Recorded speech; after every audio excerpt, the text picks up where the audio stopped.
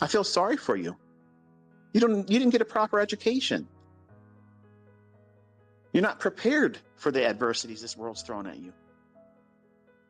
And you think that you're going to walk out here in the elite playing field, the arena of the titans of the financial world, and you're going to walk in here and fucking pickpocket them and they're not going to bitch slap your ass?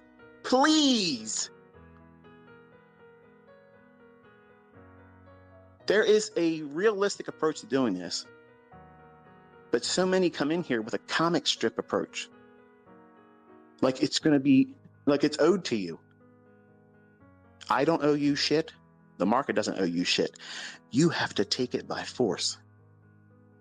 You got to go through a tedious, arduous task of just conditioning yourself mentally that this shit is war. It's war.